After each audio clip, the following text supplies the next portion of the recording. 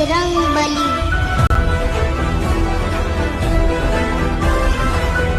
वैसे तो बजरंगबली को कई लोग मानते भी हैं, जानते भी हैं और उसकी पूजा भी करते हैं। लेकिन क्या आपको ये पता है कि आखिर बजरंगबली का कैसे अवतरण हुआ था? तो आइए हम आपको बताते हैं न्यूज नेशन के इस कार्यक्रम में, इसलिए वीडियो के अंत तक बने रहें।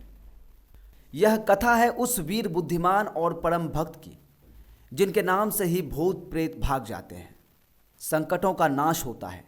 यह कथा है अंजनी पुत्र हनुमान जी की, जिन्हें हम स्नेह से बजरंगबली कहते हैं। बहुत समय पहले त्रेता युग में केसरी नाम के एक वानर राजा थे।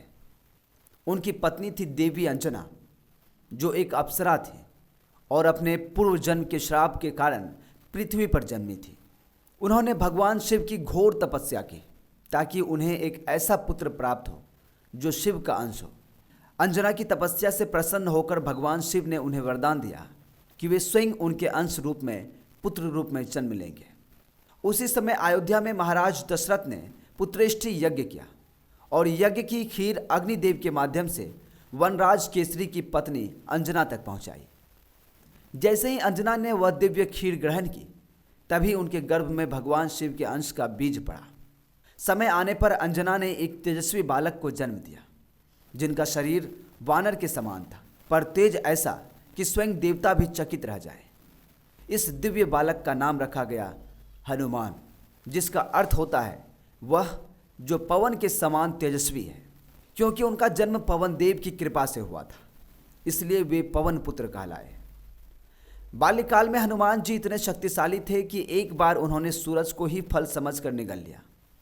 इससे तीनों लोकों में अंधकार छा गया। तब इंद्रदेव ने अपने वज्र से उन्हें रोका, पर हनुमान जी को कोई क्षति नहीं पहुंची।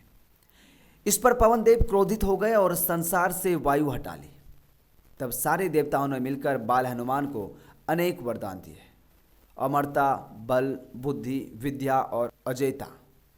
तो ऐसे थे हमारे बजरंगबली, वीरता, भक्ति और विनम्रता के प्रतीक, जिनकी भक्ति से ही भगवान राम ने रावण जैसे महाशक्तिशाली राक्षस का वध किया हो। आइए हम सब इस पुण्य अवसर पर हनुमान जी को स्मरण करें, उनकी शक्ति, भक्ति और सेवा भाव को अपने जीवन में उतारें।